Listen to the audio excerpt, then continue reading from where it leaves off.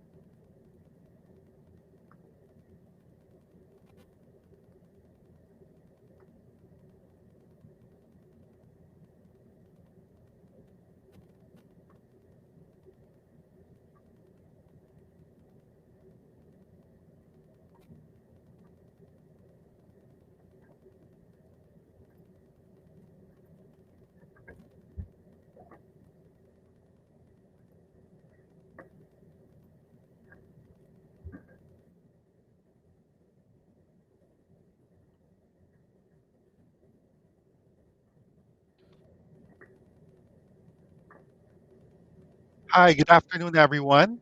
On behalf of the Manila Food and Beverage Expo, I'd like to welcome everyone on the call to our first MAFBEX talk session. For today, we're going to be discussing e-commerce and digital marketing for the food and beverage industry. My name is Mike Palacios. I'm joining this call from faraway London, uh, and I'm going to be your moderator for today. So I know that everyone is, very eager to learn more about e-commerce, this emerging space, and certainly something that has really kind of exploded, since for the last couple of years. I won't. And then we're all kind of like really excited. So I'd like to kick off our discussion by introducing our first speaker, Saul Maya, the CEO of Flower Store Group, and he's managing two of, I guess, the leading vertical e-commerce stores in the Philippines, flowerstore.ph and minimart.ph. um, Flower Store Group launched in 2018, and now has a presence not just in the Philippines but in Vietnam as well, and employs over 150 people. um, Saul has been in the e-commerce space for quite some time because prior to launching his own business, he was the CFO, Chief Financial Officer of Lazada Philippines, which mainstreamed e-commerce in the archipelago when it launched back in 2012. So, Saul, welcome and take it away. Thank you very much, Mike, for the introduction. So the intention of my talk, and good afternoon from cloudy Manila, it's really like just make like an introduction about how to start selling online. Uh, we know that basically like before 2012, like seems like far, but it was just like 8 years ago. Almost no one had bought online in the Philippines, and it was something like was really like very kind of strange. But partly like because of Lazada and some other players that have been appearing, today is like there are really like lots of people that just turn into online like when they want to buy any product. And especially like during these last months where we have been facing like a lot of malls closing and a lot of restrictions, uh, online has turned like to be one channel that has become really like a preferred option for lots of customers. In some of the cases, also because there was not other option available. So really, the goal for me is to let you know if you want to start like selling like today with your products, especially like from the food and beverage. Basically, like there are like usually like three different ways in which you can try to sell online. The first thing like to take into account is that selling online requires, and as anything requires some effort and time, and each one of the different ways of selling will require more effort or less effort. There are the first way of selling will be like if we operate like our own products and we also take care of everything, basically like either selling through our website or selling through social media. Through social media can be like just being a seller in Instagram, on Facebook, through Viber, through WhatsApp, through any channel. This is usually like the one that requires more effort. Later we are gonna go inside each one of the three, so I will have like the chance of really explaining into very detail each one of them. The second option uh, means like using already an existing platform. We know like all the big players in e-commerce have been like developing platforms that really focus like on food during these days a lot. So you can see like Lazada launched Lastmart, Grab launched GrabMart, Shopee has Shopee Mart, Foodpanda also launched recently Foodpanda shops. This requires less effort than managing like your own website or social media, but still, of course, like requires some effort. And then last but not least, that this is kind of the one that requires like the less effort, basically is just becoming like a partner of a supplier of an existing website or online seller. So basically, like your effort just manages on selling to him. So going to the first one, that basically, because we say that is like the one that requires more effort, is also like the one that has like more things to take into account. So if someone wants to sell online, operating like their own website or being like a seller in social media, usually there are like 5 aspects that you are gonna need to take into account and look into. Like the first one, and this is not just for this one but for any kind of selling online, is basically like what are your products. Is like you need to know which ones are they, and also understand like if there is already on internet someone else selling like the same kind of product. Because one of the things that exists in internet is that there is a lot of transparency, so anyone can see like the prices of the products and compare very easily. So if it's like your own brand and until now it was not being sold online, you will have like much more leverage like to distribute and so on, that if it's something that it's already existing in every platform. And then because basically like this question will be like the one that will lead like to what prices can we sell it. Do we want to sell it at the same prices as offline? Do we want to take into account some other costs? Basically also like if there is more competition on the same products, you will need to look into what are like the prices already on the existing websites. If there is no competition, basically you can be like less aggressive in that sense. The second part, once you already have clear what you are gonna sell and at what prices you are gonna sell, is basically the technology. This really differs like if you want to create like your own website or if you want to be social media. If you want to sell just using social media or some messaging app like Viber, you don't need to worry about this because basically you are already using an existing technology. But if you want to operate like your own website, basically like you will need like to create it. And for this, you literally have like 2 options. You can use some of the services that create already like a website and it's kind of pre-packed. And one example is like Shopify.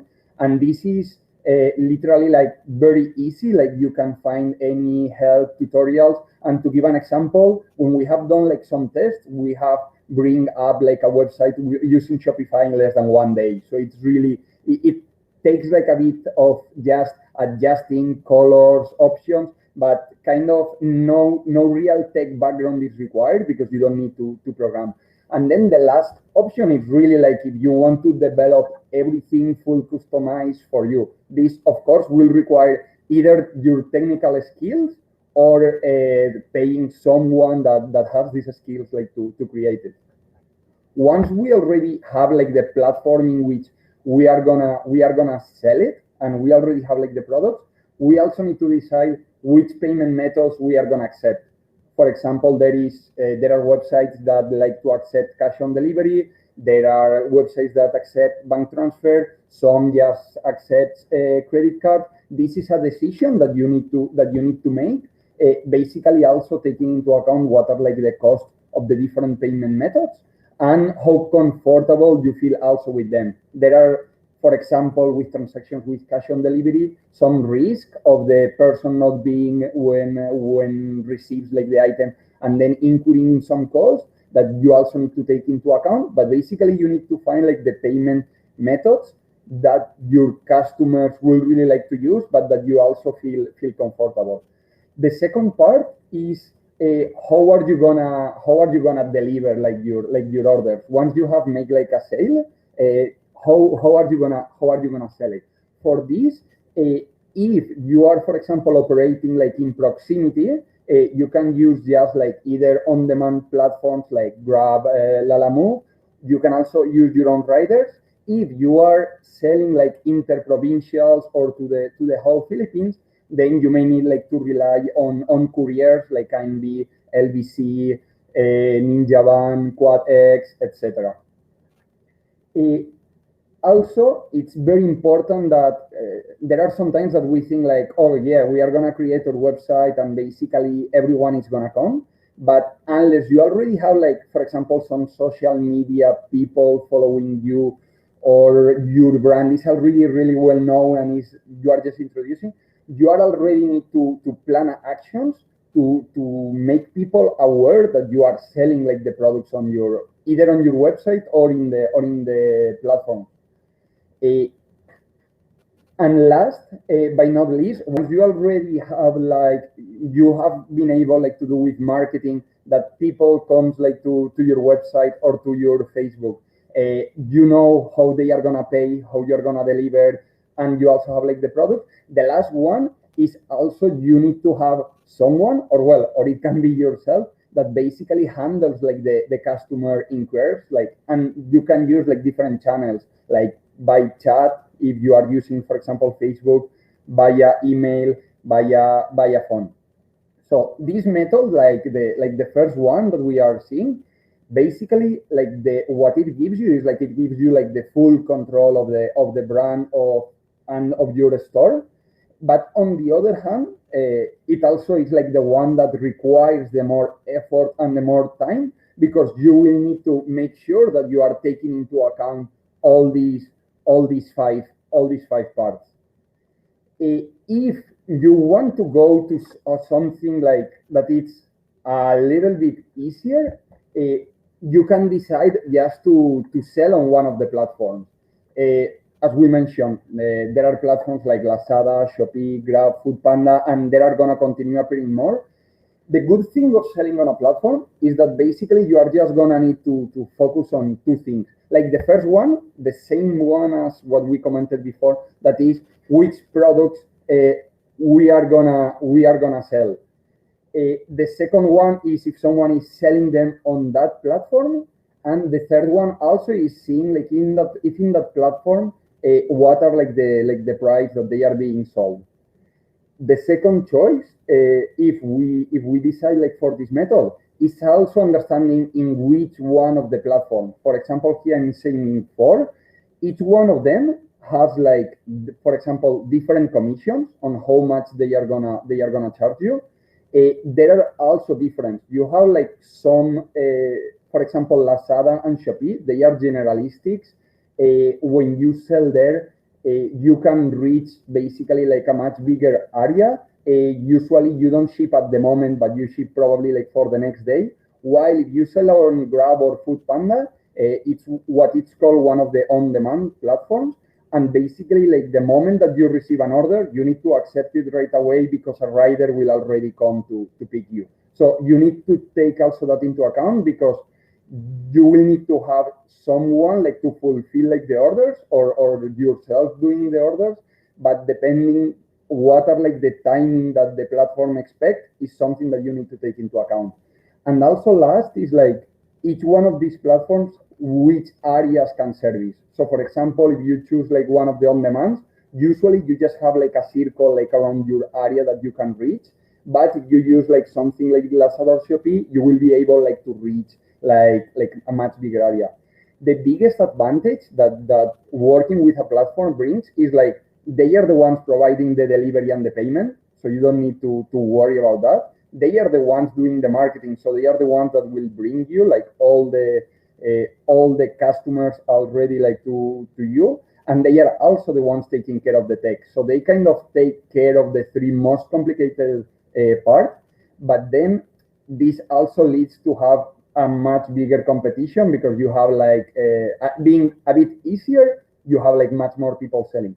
But also one of the benefits is that you have already like a very big customer base. If, for example, you sell like in Grab, already automatically when someone in your area opens like that, they will already see like your shop without you needing to do anything about it. So that is also something very positive, but because on the first case you will have need to do like all the marketing for you, while in this case like there are like the big established players, like the ones that basically do the marketing for you. So this selling on a platform will be like the comparison with selling on a shopping mall before, basically because they are the ones that have built it, they are the ones that manage, and you just have your shop there and sell, and you just need to worry about the main thing that is selling your product. And then last but not least, because we know also that there is people that doesn't have like that much time like to be constantly like looking for the product, but there is people that still have seen, especially like with these days, that a lot of business have been closed, that they need to rely a bit more on online. So one of the options is also partnering with some of the websites that are already selling online and that have like an existing, and basically just like becoming like a supplier for them. It's as always, it's very important what products you are selling, understanding like if in that specific website your products that you are trying to sell are already existing, or if that specific category there are a lot of products, a lot of competition, because that will also fix like at what prices you will be able to sell. And then like the important part is basically like negotiating like the terms with the website that you want to partner or become a supplier. Usually you can either work like in consignment, in which you will give them like the stock and they will pay once they have sold it, or outright, that basically they will pay you just at the moment that they purchase like your items. And then of course something important, especially like in these days, is payment terms. You are gonna do it right away, if you are gonna give 15 days or a few months for payment. This third part is like the one that requires the less effort, because basically you just need to deal like with one of the suppliers. So it's comparable to with today selling like being a supplier on an online player. But on the other hand, also like you need to have like your products need to be like competitive, and you also need to be to find like a proper website that you want to deal with. Uh, so I hope that I have clarified, or at least like give you like a few of the hints that you will need, like if you want to start selling online. As Mike mentioned, basically we operate like minimart.ph, that we deliver in the whole Metro Manila in just 2 hours. And we are always like happy to discuss with new brands that wants to sell with us. So if any of you is looking into starting and wants to just become a supplier, you can just send me like an email at saul@minimart.ph, and I will be very happy like to take a look like into the products and discuss like if we can sell it like in our website. Thank you very much. And if there is like any question, Mike, do we have it now? Yeah, thank you so much, Saul. And we'll definitely take some time to get some questions. So feel free to post them on the chat if you've got anything. And I'll probably get it started with a question about the third option, which is partnering or supplying with other websites. So yes, it does seem to be the easiest route. But I wanted to ask, what support do these websites usually do these platforms usually give, like in terms of marketing or marketing your brand, or even like data sharing, so you know how well you're doing, or like or what other niches you can you could get into, and how can entrepreneurs take advantage of that if there is something. Yes, so usually, like for example, like what we share, like with the partners that there are always brands that really want to have data. There is brands that really don't care about it. Like for the brands that they care, we usually like share like our sales data, and we can also like share some of the demographics of the customers. And then in addition to that, what we do, for example, we can do like a specific like campaigns. So like a campaign with a specific brand where we promote it like to all our people in the social media. So we have, for example, over 300,000 people like between Flower Store and Minimart. So just promoting a brand, it's also like good, like not just for selling like on the website, but also like for your brand awareness, like to increase for the overall population. Cool. Thank you. Christy Renera on the chat has a question. If you post, let's say, certain products in, say, Lazada or Shopee, are they the ones who are going to promote the product, or do you still have to work for it? So, do you still need to do maybe social media or brand building for your product? And what's the difference in term between consignment and, say, or outright purchase of the product? Yes. So for the first one, like once you put it like on Lazada and Shopee, uh, these like the people will already kind of see it, and especially like if it's in a category in which people looks for it, they will be able to find it. But of course, like always, like if you are able to promote it, because the way like the platforms work is like the more people look for it, the more people they will continue showing it, because it really shows that people have like an interest. So if you are able like to promote it through your social media, this will also have like an increase like on the people that naturally will see it in the platform. So usually like the very big sellers, they also use like other channels like to promote like their sales in Shopee and Lazada, but it's not required like to start. So the same, and then when we are talking like about the difference in consignment or outright, so let's say that someone is selling like with consignment, like to us.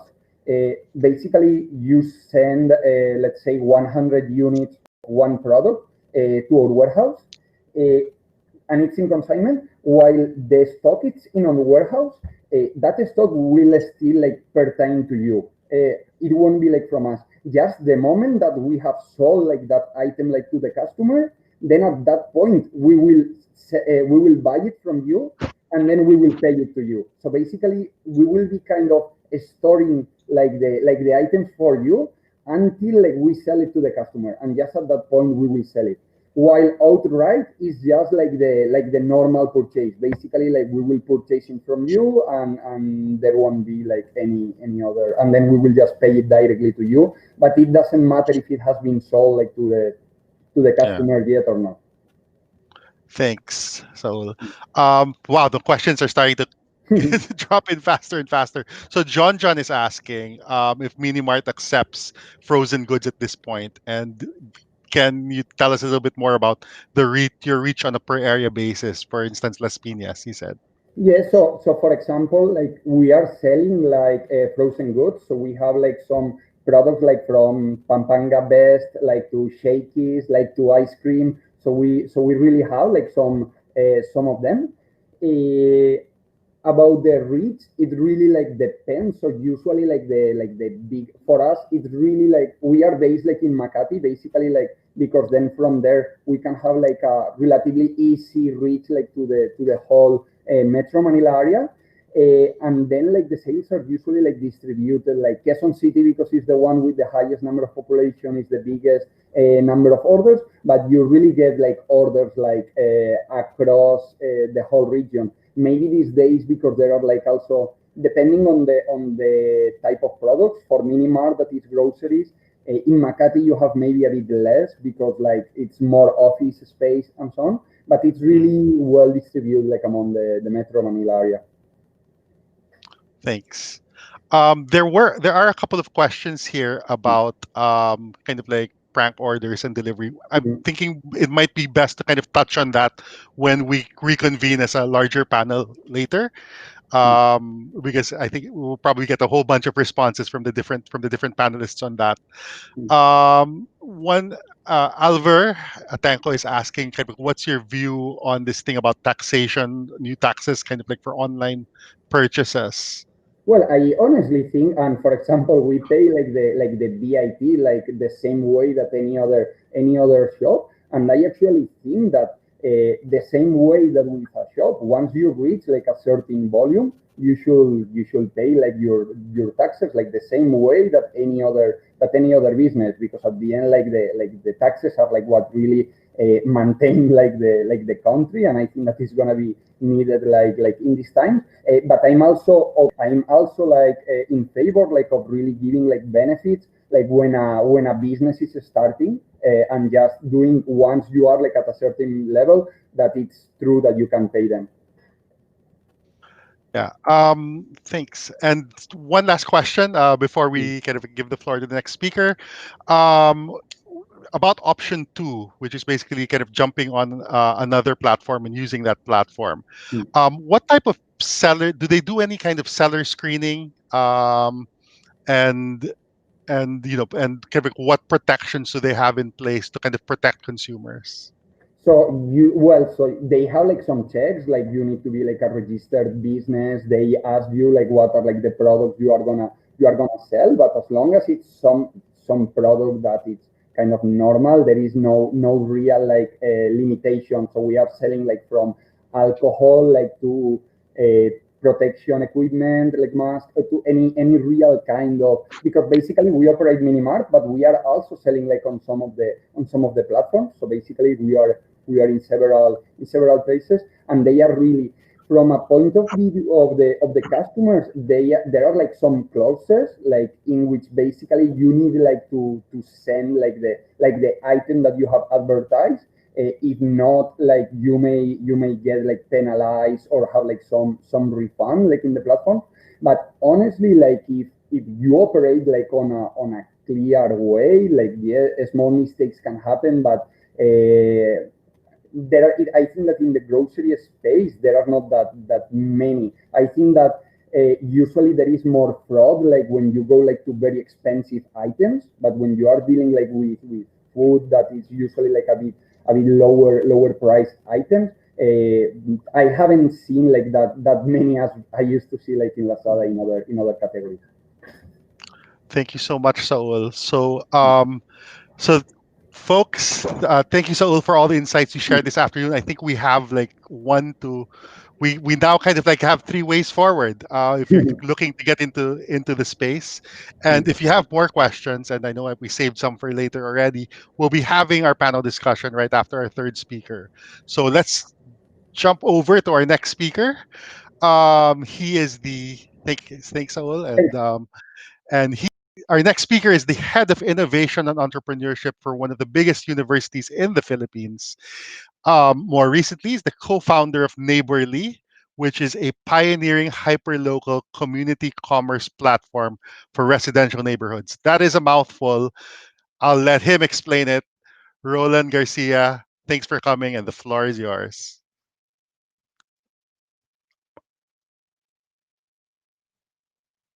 Roland is gonna switch on. So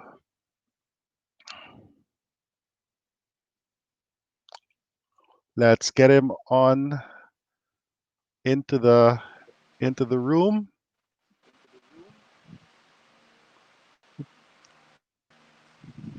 Yep.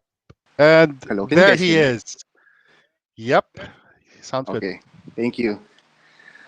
All right. Um, hi, everyone. I hope you guys are doing well at home. I know it's been a challenging past few months. And actually, so I'm Roland. No, I'm co-founder of Neighborly.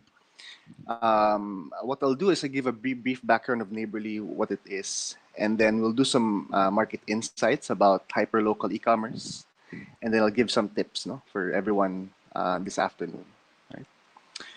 Neighborly is the pioneering hyperlocal community commerce platform, and it's built to make community buying and selling organized, streamlined, and efficient.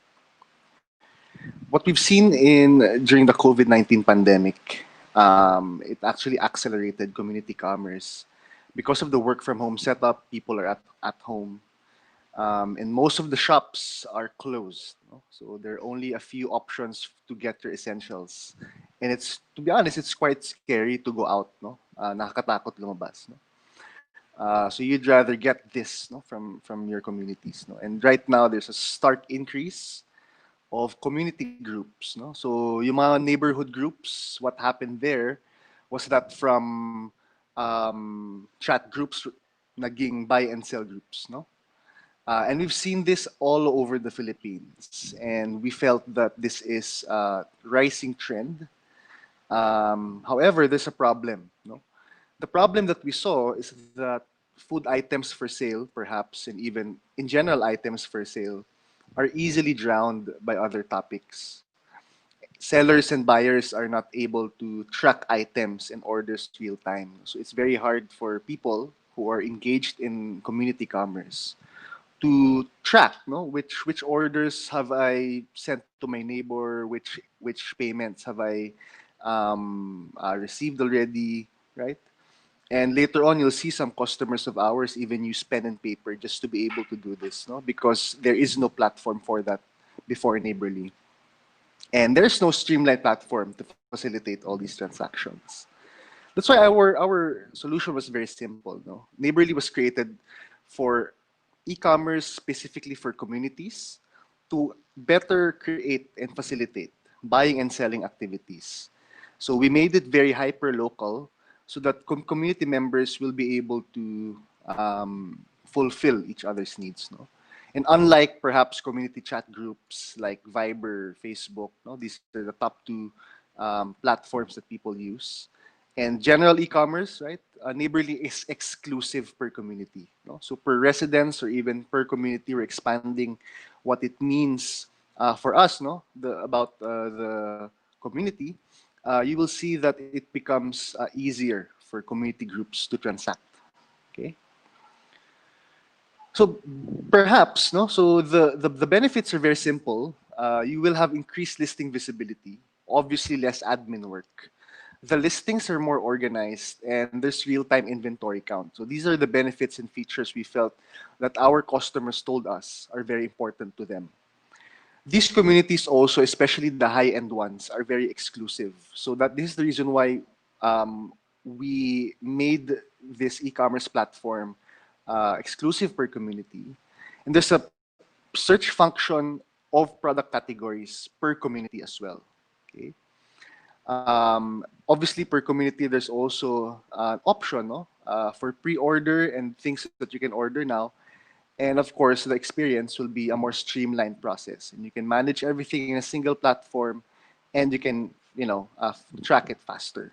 For us to understand more what Neighborly is, no, so this is based on trust and bayanihan, no, and this is a natural parang checks and balance for the buyers and sellers, no, because a hyper-local e-commerce system will not work without trust and that particular bayanihan spirit. No? It's open to all products and items, and of course, because of the visibility, no, and the inventory updates, it becomes more easy for communities to be able to do this. We've also been awarded in Techstars and Alibaba for one of the COVID-19 solutions. No? So we were internationally recognized. Currently vying for the World Cup for Alibaba for them to partner with us, no, perhaps. And that's just why we felt with some market analysis, no, community commerce is the next normal. We think that this is where e-commerce will go. And even in non-urban areas such as provinces, this is also one of the things that can solve the logistics problem there, the mobility problem, last mile delivery, and all these things. No? 23% of shoppers abandon their carts because of shipping reasons, because masyadong matagal dumating yung order. No? So for example, this home setup I have was like, it came after 3 weeks. No? 3 weeks siya. And we feel that hyperlocal helps solve this problem because of instant gratification. We also saw that there's a 120% increase in user-generated Viber groups, precisely because they wanted to have sort of like a barter system, a buy and sell system in their community. And 130% growth in the volume of near me searches. No? So people, right now, what we saw is that people want things to be closer to them. No? Because of the on-demand economy, people want it right now. People want it automatically, and that's why we felt uh, community commerce, neighborly, perhaps helps this process. No? So there are a lot of neighborly users that are first time, no, homepreneurs. These are micro entrepreneurs, people who hobby lang nila yung pagbe-bake, and it became a secondary or even a primary source of income for them. And because everyone in their community are quote unquote their friends, it became a very viable stream to monetize their free time, to monetize their skills there. No? So it's a new form of commerce which we feel is rooted in the bayan spirit. No? This is also happening not just in the Philippines but in India, in the US also. No, and even Grab is using this hyper-local strategy. What they do is they localize their specific services. No, these are our community sellers, no? And I think this might speak volumes to everyone in this particular call. Perhaps my example earlier, Betty, the baker, she wants to earn extra income. She wants to monetize her hobby, but has limited time, no, for the hobby due to a full-time job. But she's still able to create an income stream for her because of neighborly. No? If it were to be sold perhaps in Instagram or other e-commerce platforms, it might not be as profitable. But because she already has a captive market in that specific community, she's able to monetize this faster, no, and easier. Riza, the retired seller, she's retired na, no? So there are people who are in their 60s perhaps. They want to fill their time productively. That may be you in this particular webinar. And what she found out is that she wants to fill the gap on what the community needs. No, so for example, this Syriza, that community doesn't have a supplier perhaps for PPEs and alcohol. She was able to identify that market gap, which is also one of the tips I will show later. She's able to activate that market gap. Her income stream was very, very strong only because of this single platform. No? But her pain point before Neighborly was that walang consistent way of tracking the orders, and she even uses pen and paper. And lastly, even Ben, the business owner, we've seen a lot of customers in Neighborly that are restaurant owners, right? And they want to cope with the COVID losses. And what they've done is they shifted their distribution strategy to a hyper local strategy, and they use the platform. And they were able to, not necessarily completely bounce back from the COVID-19 pandemic because they have little traffic in their coffee shop. But what happened was that it was an alternative income stream for his coffee shop and for his particular business. No? We feel that there are four tips, no, that we can glean from this particular talk. And I think we want to have a conversation later on from your Q&A. No? So what I would advise is for us to ride the wave of hyper-local community commerce. Uh, we want to activate Neighborly in as many communities as we can. So if we garner, perhaps we think that there's critical mass for a specific community, bring Neighborly to your community. But most importantly, tip number 2, basic business. Know what's available and what's missing in that community, no? So you can fill in the demand. This is a sure way of making sure that number 1, you solve that particular problem in your community, to be able to help your community, right? Number 2, you might be able to make extra income on the side, no? And I think there are a lot of e-commerce sellers who don't have market differentiation, no? So for example, perhaps um, you know 10 people are selling ice cream or even the same product from the same distributor. It will not work because the market competition forces are against you, right? And so that's why we feel that per community there is a sure way of getting a market by identifying ano ba yung kulang sa community na yun, what's missing in that community, and perhaps you can be the one to supply that, no? Tip number 3 is create a hyper-local marketing funnel and strategy. This is what we found out when we did our launch. we found out that the dynamics and power structures per community is very different. Iba po siya sa Antipolo, iba po siya dito sa Ortigas, iba po siya sa Mandaluyong, iba po siya sa Makati. No? So, meron pong specific behavior per community. Meron pong specific need per community. Iba-iba po yung behavior per community. So this is why we feel that if you create a hyper-local marketing funnel and strategy, specific po for that community, you have a very good chance, no, of being able to increase your competitive advantage versus other sellers in that community. So you talk to customers in that community, find out what they need, what they want, who they are, you know, so market segmentation, basic, and create a marketing strategy for that. There are communities that are very similar, but there are communities that are very different.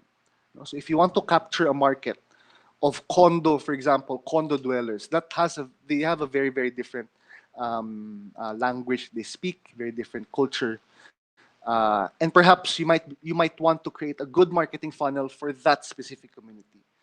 And lastly, because we also have brand partnerships, if you are a distributor, if you are a company, and you want to access our market, no, in these particular communities, talk to us so we can bring your product to these community markets and let us help you be able to monetize your business and perhaps, you know, create an alternative income stream, um, and hopefully we survive a COVID-19 together. So thank you very much. Roland, thank you so much for that presentation on hyperlocal. Um, so again, we're opening the floor to questions. So drop them in on the webinar chat or on Facebook Live if that's where you're watching from, on the Facebook post. Um, and I guess I'll start with just a question to kind of, well, Megan here is asking, how is community defined, and can a seller reach more than one community? Yeah. Okay. So when we did our minimum viable product, the community is a geographical community. Okay. Hmm. So this is for residential neighborhoods, Sir Mike, no, and for example, privilege, no, let's say LGV, La Vista, let's say Rockwell, let's say ganyan. That is one community. So anything na magkakalapit na neighborhood that can be classified as one cluster, that is one Hmm. community. But what we did, no, lately, what we did was expand our description of what a community is.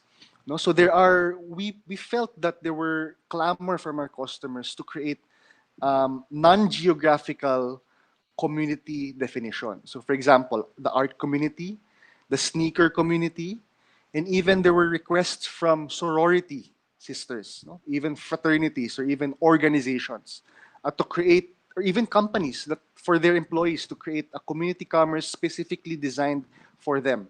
No, so Hmm. this is watch out for this. We're gonna have this feature next year.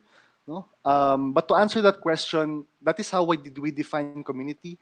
And secondly, our premium feature allows you to sell to other communities. Okay, Hmm. so if you are perhaps from Mandaluyong and you have, let's say, you have a friend in Rizal, no? So that particular captive market, you can access that through our premium service. No? So please go to our site, neighborly.ph. Everything's there. You can join our waitlist or you can talk to me directly. Got it. Thanks. Bea Ke asks, her question is, Neighborly is actually very promising. Just wanted to ask, what will the main difference of this app be compared to, say, Food Panda or Grab Food, since they also use the idea of hyper local delivery? If I'm the seller, what will be the advantages for me? Right. Okay. So number one, well, I think this is a very good question. No? Grab number one are from their sellers are the restaurants. No? So this is very good for you if you're a homepreneur, if you are a distributor, not necessarily food. Okay, and you have a captive market in our community already. hyperlocal e-commerce is very trust and relationship based. Okay, and the advantage there is that people really don't know, uh, who the owner is for perhaps of Wendy's, right? But Mm. because we have a lot of sellers in our platform that cook very good lasagna, okay? Pag isa dyan bumili, 20 na yung bibili. Mabilis. Okay? Because of the demand. So makikita mo yun doon when the because it's a very tight-knit community and you can perhaps resell in other communities, it is not a one-size-fits-all platform, which is advantageous for the seller because you have an automatic captive market for that specific community. Great, thanks. I've got two kind of like related questions from I think posted by Rogie and Alan Paul. Um, what's your rev? How do you make money? And the second is, Yeah. what are like as a seller, what are the costs of selling in Neighborly? Yeah, okay. Well, it's we charge very minimal transaction fees, no. So because we're in the early stages, I think you should take advantage of this. We are not charging anything yet. Okay, Um, when because we're focused on growth and we really want to help our customers during the COVID-19 pandemic. So because we embody the Bayanihan spirit, right now we are for free. Okay. But later on, we are going to have transaction fees on the side of the seller and a subscription model if you want to access inter-community buying and selling. Like there's this village and there's this homepreneur. She's young, who sells in a village na lang, let's say in Ortigas, the Ortigas area. Okay. And she sells really, really good food. Okay. And a lot of people are from other communities are clamoring for her food. Okay. So that in that particular instance, she might want she the subscription model for inter-community buying and selling is very, very good for that particular model. No? Um, so yeah, I guess basic transaction fee, and then for more premium services, even the marketing services for first-time entrepreneurs, for homepreneurs who might not that be marketing savvy or business savvy, we are going to help you out. cool, thanks. One last question before we break. Well, there was another kind of set of questions that were around like complaint handling and Yeah. protections. We'll roll this up with I think the other panelists later. But specific one kind of like specific to you guys, I think would be that I'd like to hear about this came from Fatima. In what way would say large brands be given access to these communities without hurting smaller sellers, undermining its own distributors who live within the community? So, This if you is have a like a very good juggernaut come question. in, yeah, Yeah.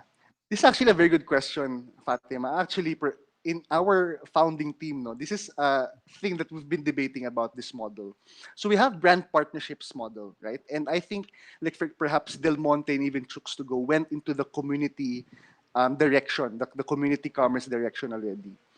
Um, what we feel might be beneficial is to have community champions per community, not necessarily Unilever as a seller, but distributors per community. Okay, and in any community, I think the general market forces will apply. People don't necessarily, again, people would buy from friends versus bigger brands if because of the Bayanihan spirit. No, again, this is not a usual e-commerce platform. We are banking on the Bayanihan system of trust in relationships. No, so the competition and the market forces are a bit different than one size fits all e-commerce platform. No, so I don't think there will be sort of like an anti-competition, no, or an anti-competitive policy if this happens. Um, Unilever, because they don't have a captive market perhaps in that particular community, or they're not the friends of that community, would need to try harder to convince the community that they should buy Unilever perhaps more than the deodorant, for example, of their neighbor. No? So I think it's still a fair market. And I think because of the community champion that will act as a distributor for that particular community, it balances the market out. and creates a fair game for everyone. Thank you so much, Roland. So yeah, don't worry, Roland. We'll have Roland back shortly. After our third speaker for today. Thanks for stopping by, and continue to type your questions in the chat box. We'll be collating them and trying to get as many of them as possible in front of our panelists later on. So before we continue with the third talk, we'll have like a we'd like to thank our partners who made MAFBEX talks possible. So here's our sponsor reel.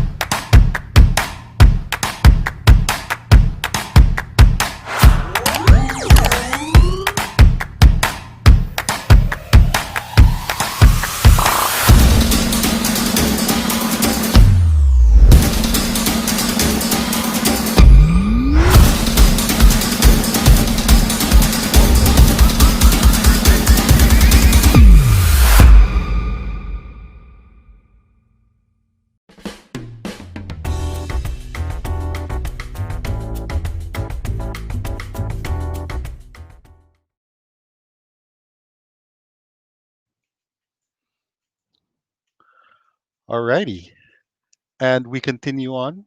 Um, so thank you, Roland, for that talk on ideas around hyperlocal. We hope for all the success for the app. Um, so I'd like to jump to our third speaker for today. Our third speaker is the current head of growth and marketing at Paymaya, where he leads overall marketing strategy and execution, growth and partnership initiatives to continually drive the company's growth of consumers and customer base. And certainly that customer base has increased over the years. Um, he has more than 13 years of sales and brand management experience across top tier multinational companies. And today he's going to be talking about powering your business with digital payments. So let's give it up for Mark D from Paymaya. Hey, Mark. Hi, can you hear me? Yep, sounds good. Good, good. So, good afternoon, everybody. I hope you still have energy after that two wonderful session. So, what I'll try to do is to hopefully close the loop. So, we'll painted a great picture on why you need to go online and opportunities you can tap while going online.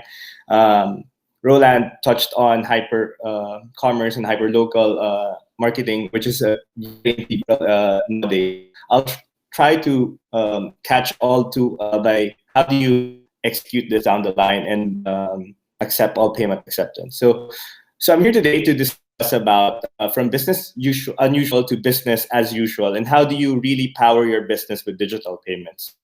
So before anything else, I'd like to do a quick introduction of myself. Just give me. So, hi, my name is Mark D. I'm currently the head of marketing at Paymaya. Previous to this, I was the marketing director at L'Oreal and a global marketing manager at Unilever Singapore. I actually come from a family of entrepreneurs, like most of you. So I come here not just a Paymaya representative, but also an advocate of Paymaya solutions, because most of my family, my wife, my brother, my cousins, they all use some sort of Paymaya solutions to power their business online. And because of this, so you'll notice that I love all things food. So most of my family business are related to food. So that's me. Quick introduction about Paymaya. So we are the digital financial unit manager. It's a leading tech company in the Philippines, and unlike other companies, we are the only end-to-end digital payments ecosystem in the Philippines with services that cut across consumers, merchants, and government services. So, and really our vision, and this is more evident nowadays, is how do we empower every Filipino, enterprises, big or small, and consumers to thrive in the new digital economy? I'll skip through but you can definitely be assured that we are backed by some of the leading global leaders in technology and financial service. Most of you would know PayMaya with our consumer wallet service. It's the most prominent service that we have at PayMaya. So the e-wallet, which I hope most of you would have, is the fastest way to really move to the digital economy. So it's very fast and easy to get a PayMaya wallet account. You just download it from Google Play or App Store and register and upgrade your app. And it allows you to do all sorts of payment transactions within your app, whether it's paying your bills, buying loads, shopping online, buying for groceries, etc. And it has a wide variety of money and cash out channels. We do have a strong agent network. It's really a domestic remittance. It's called Smart Padala. If ever you've seen some of your neighborhood's sari-sari stores or groceries carrying the brand, it allows you to transact domestic remittance. And during COVID, there's a lot of applications people wanted to augment their income. What I spend more time today would be our enterprise side of the business, because this really powers a lot of our merchant solutions. So our enterprise line is the one servicing a lot of our e-commerce players. So we are the biggest acquirer and payment processor for a lot of the e-commerce brands that you see. But we are also powering everyday merchants, big or small. So from groceries, pharmacies, gas and service restaurants. So during the COVID crisis, we've also launched the fastest way for micro SMEs to have a digital QR. So rather than queue up and fill up massive paper forms, we've created an app for merchants to really self-onboard and be a PayMaya merchant within less than 48 hours. And more than payment acceptance and processing, we are also powering the government for disbursement, whether it's the ayudas or the beneficiaries. So we have a robust payment disbursement facilities in case you need a payroll solutions as well. Now, some of the brands that we work with, like I said, from big and small, like micro SMEs to fast food restaurants to high-end, mid-scale foods to retails, you name it, depending on the need or the solution, can definitely help you out. So why digitalized payments? So I think Saul and Roland laid that perfectly. I think nowadays you really have to go online.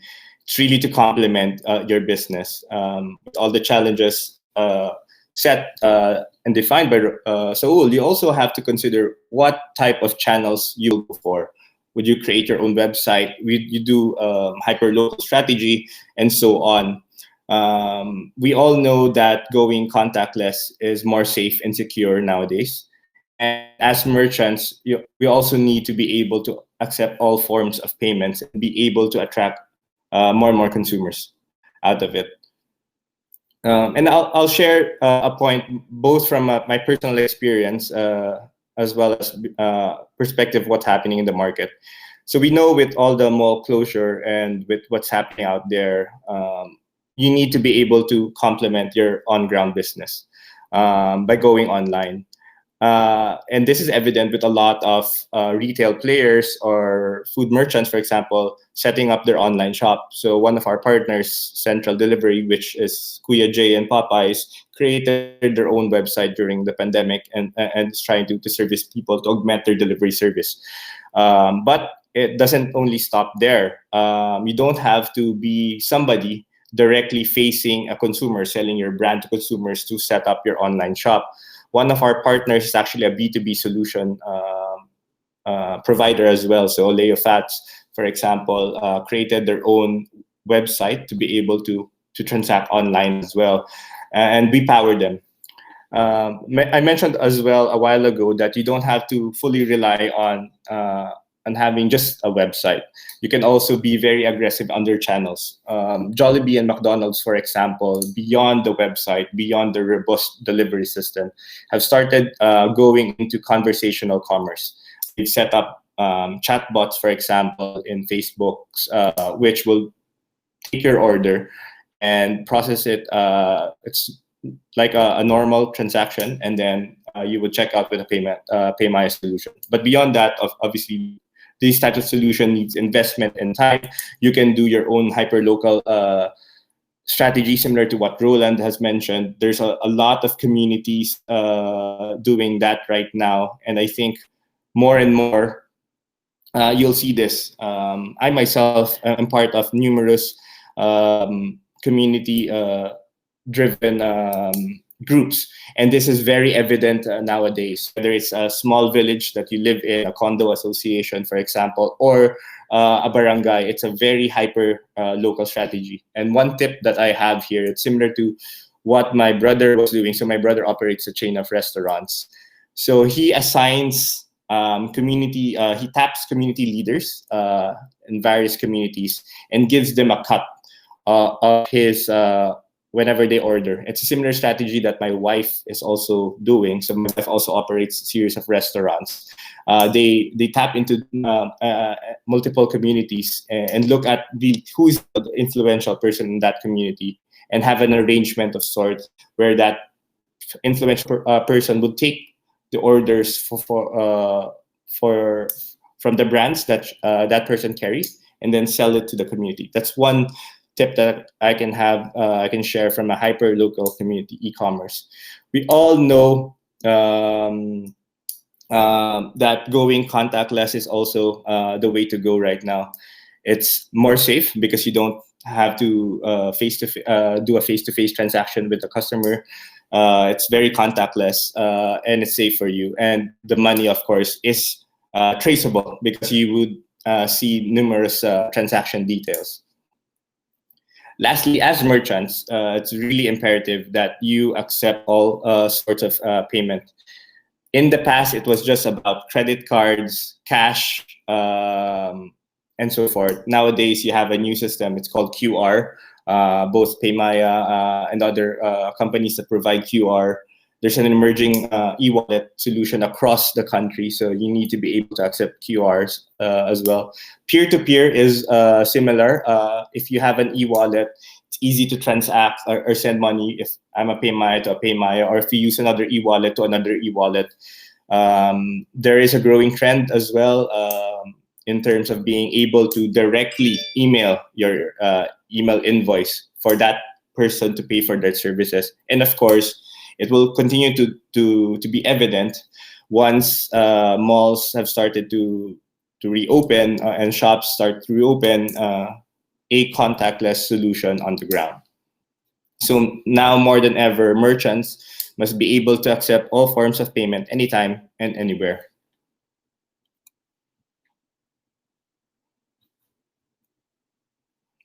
Okay, so just to share before I jump into some of the solutions that Paymaya can provide to you, just a recap of the ABCs in building your digital business. Unlike brick and mortar stores where you have an 8 to 5 time horizon in operating your business, or if you operate in a mall, for example, you comply to the mall operating hours. Building a digital e-commerce business means you need to be accessible all the time, and that's a change in mindset that you need to have. You also need to establish the business model that you will go for. It's similar to what Raul has mentioned a while ago. He shared 3 tips, and hopefully this would enable you to really define what type of business model and therefore what type of solutions you will go after. Finally, to wrap up everything, is you need to identify what is the checkout experience for your customers. Would you rely purely on cash and delivery, or would you accept payments on the front, so to prevent I know once the question earlier was about prank calls or prank deliveries. Hopefully by having a good checkout experience at the front, you prevent that from happening. Okay. All right, and then as mentioned a while ago, at Paymaya, we try to provide solutions whether you're a big merchant or a small merchant.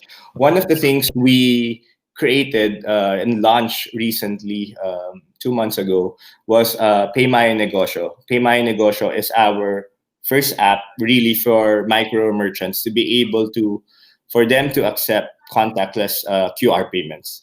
I'll share you a video of this. Hopefully people will be able to appreciate what this product is.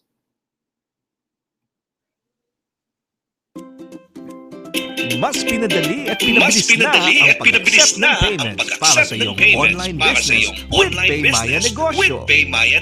Sa PayMaya Negosyo app, pwede kang tumanggap ng safe and contactless payments.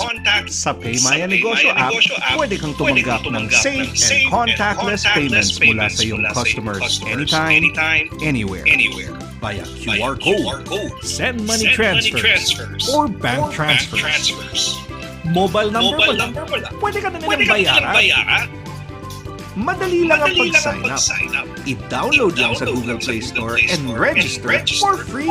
Be a PayMaya Negosyo merchant in just 2 days with no monthly fees. Learn more about PayMaya Negosyo.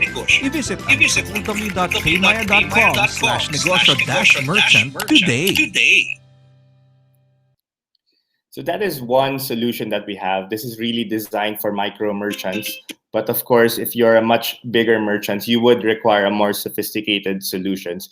But that solutions really enables a merchant to really participate in the digital economy for the first time. Rather than having a cash solution, they will be able to accept a QR solution. They'll be able to accept payments from PayMaya customers and bank transfer as well. So it's a good solution, a starting solution for a micro merchant. For more advanced offering, I'll share a few bits and pieces of some things that you can consider.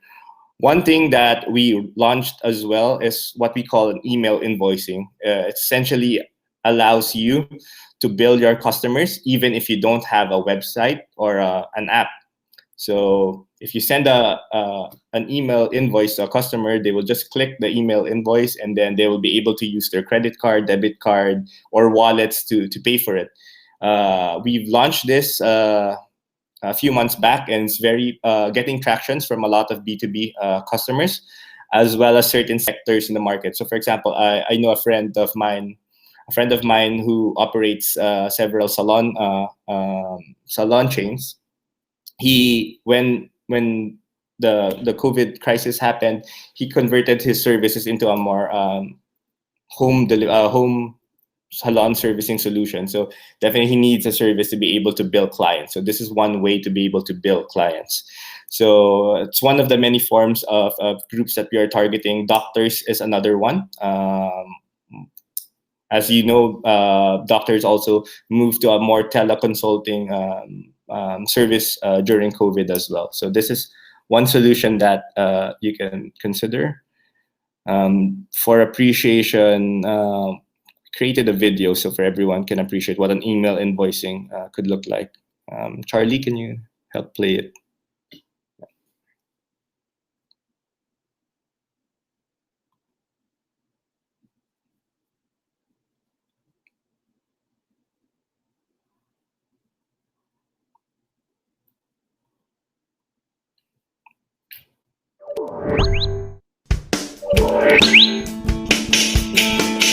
Hi there.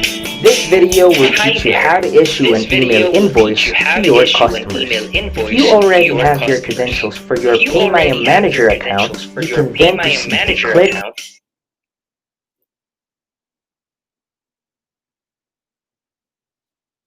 If you already have your credentials for your PayMaya Manager account, you can then proceed to click the Invoice tab. You can then proceed to click the Invoice tab on the left-hand side of your screen.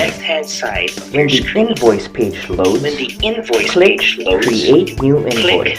Input the details of the purchase service or product like the unit price and the item's description. Click on the Calendar button on the right-hand side of your screen and set the transaction date, the invoice due date. Select your currency. And complete your customer's details.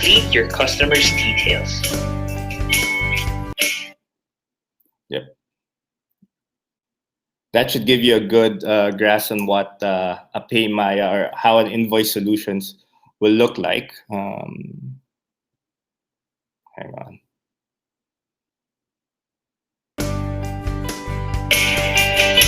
done,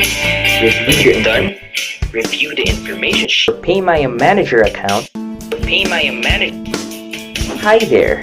This video will teach you how to issue an email invoice to your customers. If you already have your credentials for your Pay My Manager. Can we go back to the presentation? Cool. Hang on, just give me a quick.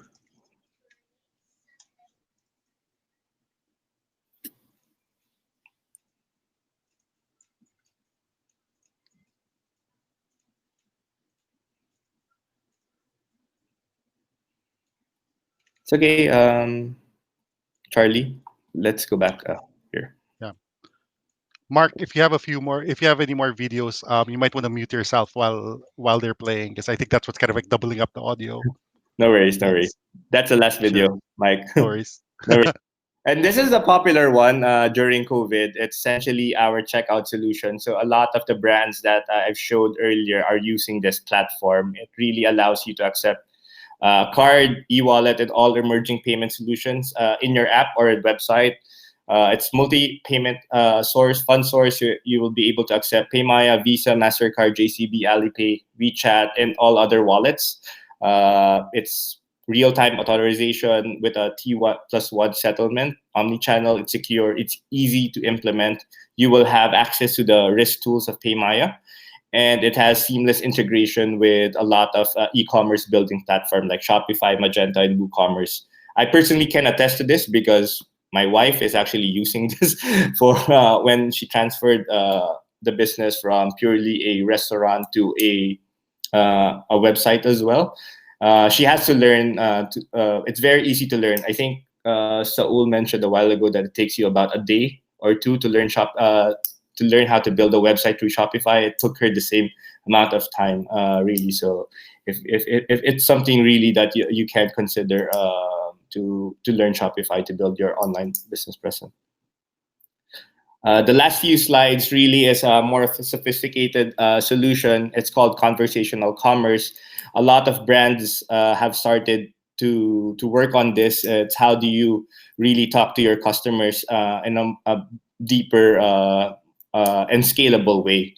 So some brands have already talked with chatbot providers. So for example, what it does, similar to the example I said earlier about Jollibee, they would talk to the experience is a user would try to order from a Jollibee Facebook Messenger, and that bot would entertain that order and process that order, and then you'll be able to make that sell.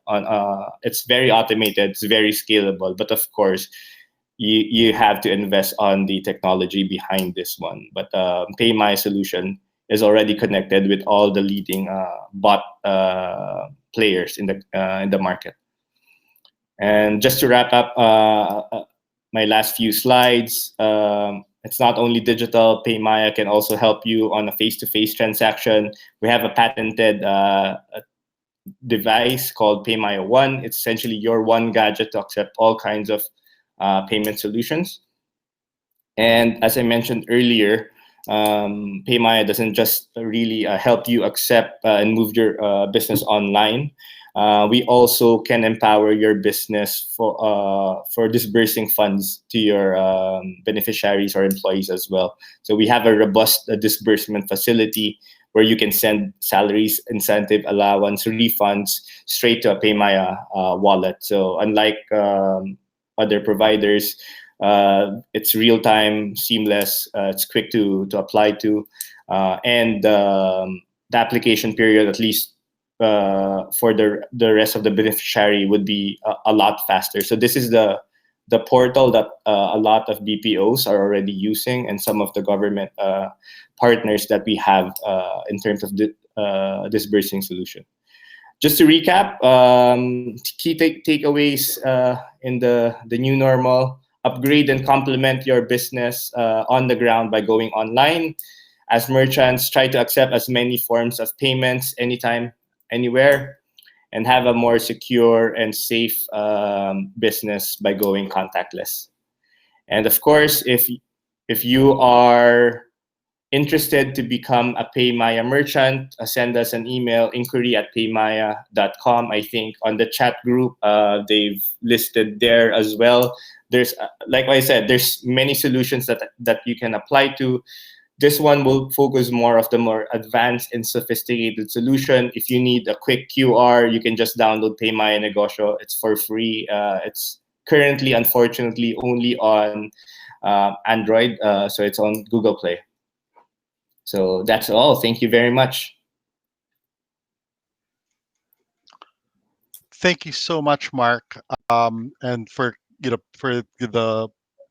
a fairly comprehensive walkthrough of the PayMaya platform, and the and I think it really kind of highlights, I think, the potential of what you guys can do for entrepreneurs around the country. Um, so I'd like to so again, we'll open our panel, we'll open ourselves up to questions again. Although I think someone on the chat has already kind of been answering questions about PayMaya, so which is great. So again, thanks, Mark, and I think we're going to be bringing back our guest speakers for the panel discussion. So I know we've queued up some of the questions, and let's have them here. Oh, Mark, I think we have a Q&A for ourselves first. Sorry about that. So I'm just waiting for some questions to pop in. But I think But the questions were answered already. yeah, I know, right? That's awesome. Excellent community management. Um, so I think my question for you is, it seems like PayMaya has kind of risen with the tide of e-commerce in the country. Mhm. Especially, I'm sure in the last like 3 or 4 months, it's really kind of blown up. Um, and I think, what challenges do you see getting an e-wallet and online payments into the hands of kind of like lower income segments? Okay, very good question, Mike. So I think, as I segmented, this will probably more be our consumer e-wallet. I think Mhm. you're right. Over the past few months, because of the challenges, our solutions, whether it's from the consumer side, our domestic remittance, or our merchant solutions, have risen as well. The challenge that I foresee from the consumer side really is the adoption of smartphone. Because in order to be able to have a PayMaya account, you need to have a smartphone, and not realistically, not everyone would be able to have that. But for those who have already a smartphone, it's really intuitive. You just download the app; it's for free. Register and upgrade. That's why we, for the longest time, or for the past few months, we've been helping the government as well disburse a lot of the ayudas to the lower income sectors, to be able to help them move, at least cope during the crisis. That's a great way to kind of like expand, I think, the base of your base of users. And I guess there's a lot of questions around, and then some concerns also, like inside the chat, about Correct. protections. And I think as the space matures and there's more people getting on the platform, things like fraud protection are going to be an even bigger concern than they are today. So how do you envision kind of like beefing up protections for buyers down the road? Thanks for the question. So it's very apt right now. So as a fintech, despite us being in a fintech space, we try to go over and beyond on the fraud protection side. I think it's very critical right now as we move towards this direction. At PayMaya, for example, we are regulated by the BSP as a licensed electronic money issuer. So we are really closely guarded by the government in terms of any money movements. We are also subject to regulations of the Anti-Money Laundering Act, so that we don't nobody uses the platform for fraudulent means. And lastly, because of our relationships with Visa and MasterCard as their acquirer, as well as the issuer, because we also issue virtual cards. If you have PayMaya, we are also subject to their standards of global security. So we have continuous training and beefing up of our infrastructure to make sure that we comply to a lot of the global standards. And of course, uh, if there are cases, we have a consumer protection hotline that tackles them so that we are able to resolve them. That's great. Um, yeah. So I think, do we have any more questions coming up? Um, a lot of thank yous. That's that's what's been coming up through the chat. Um, b- Dan Yalung, I think, is asking, came through from Facebook, and she's asking, what is the? Can you kind of like, uh, I think, talk a little bit more about the difference between kind of like regular PayMaya as users see it and PayMaya Negosyo? Sure, no worries. So PayMaya regular or consumer, I'll call it PayMaya e-wallet, essentially is a personal e-wallet.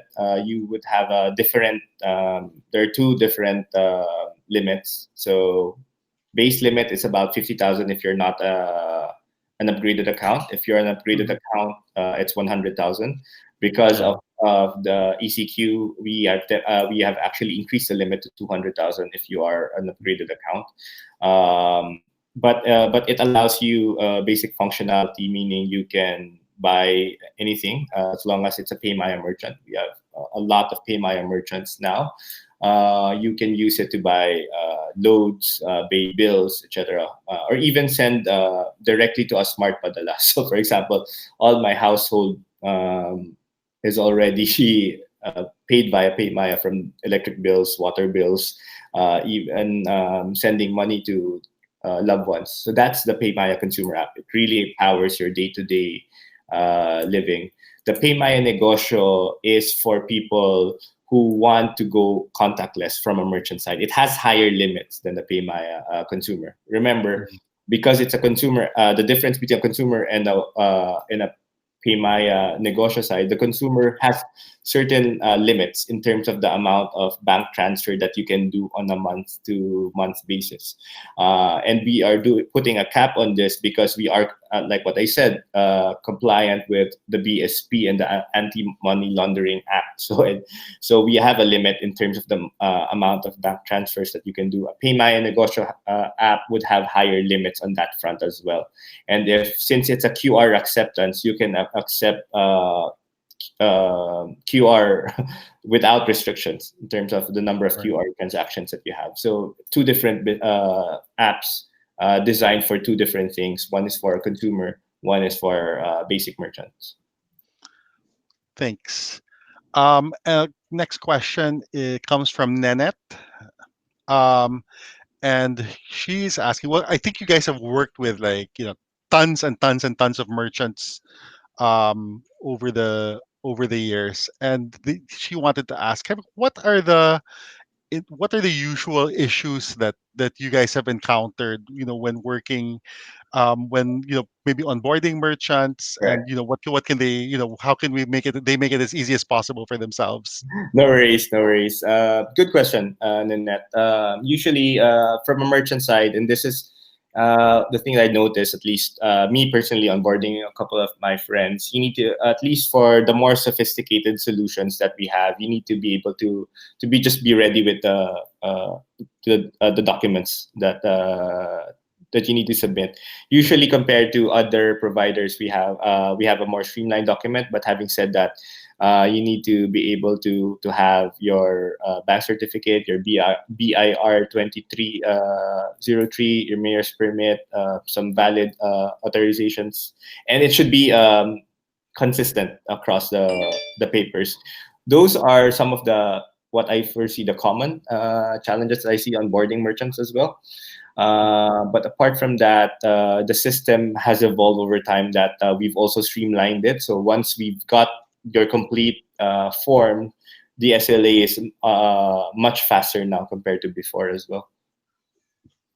Thank you so much. So, with that last question, we'll I think that up next is we're going to bring back our other panelists um, into the room. How do we do this? So the magic of the MAFBEX team, I think, are going to bring them back in. Thank you, Mark. No worries. I think if I've been overseas for the last 2 years. And I think if I flew back on someday when I can fly back, it's gonna be a completely different space. I'm gonna see QR codes everywhere, and peer-to-peer payments. I haven't, despite being here for 2 years, I haven't turned over my Pay My account just yet. So You it's can still use your there. Paymaya Yeah, to I'm gonna pay bring your it back to life. Yeah.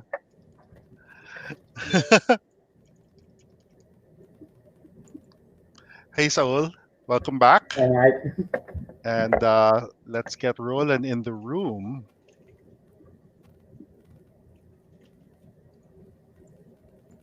All right, just give it a second.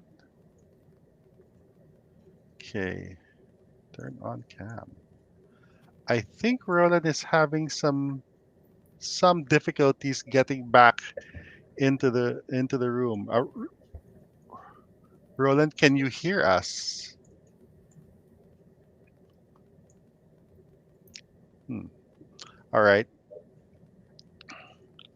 Well, um,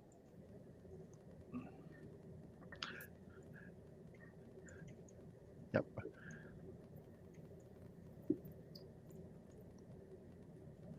All right, just a second. Okay, so while we will kind of like wait for Roland to kind of get started, I will kind of I already kind of like start with the panel discussion. So again, everyone just throw in your questions via the webinar or the Facebook Live chat space, um, and we'll get them in front of the panel. Hey, Roland, nice to see you. There you go. Uh, There you go. there you go. Um, Okay. I guess the first question, probably, I'll kind of like kick off with a starter.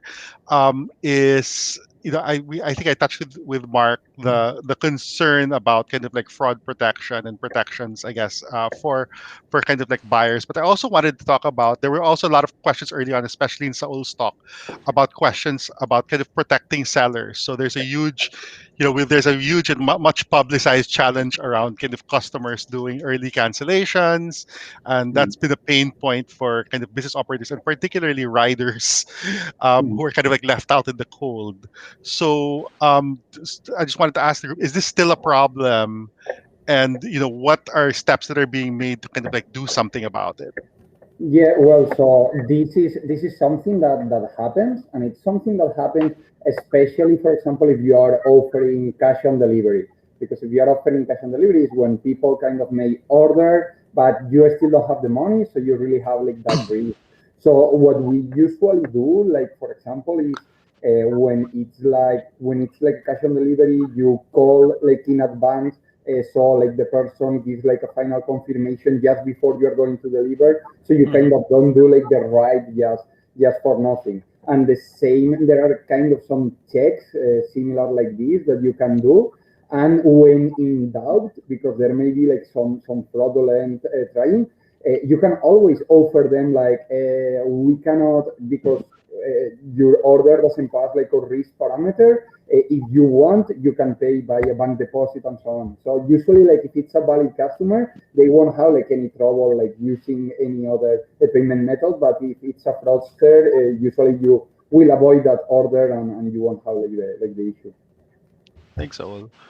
Roland, Mark, Roland, you want to touch on that? Yeah, I think this particular issue is less in hyperlocal commerce. Well, number one, you don't need delivery service, no. But secondly, more than anything, if you cancel your order from your neighbor, then that's gonna be something that will be talked about in that particular community. So that natural checks and balance against these issues, I think, might be reduced in community commerce. We know where you live. Yeah. Yeah. Mark, and on your end, is it something that you guys are helping kind of address the pain point around? No, of course, of course. I think the whole crux of the matter is how that's why we're helping out a lot with building solutions for you to be able to accept varied forms of payment. Is to precisely this is one of the problems that hopefully we'll be able to solve. I know a lot of people has some hesitations on paying before they actually see their product, but a lot of our merchants are a pay first before delivery model. Same is true. So you accept whether it's what kind of payment is that, right? Or credit card, debit card, e-wallets. They pay first and then deliver the goods after. Thanks, Mark. So, well, this is probably more for you, but on the retail end, on that end, do you see the share of kind of like cash on delivery transactions going Yeah, down? yeah. So actually, like so before COVID, like when I compare before COVID to now, I have seen like a reduction of around 20 to 25% in their share. That's fantastic. Mark, that must be great news for you.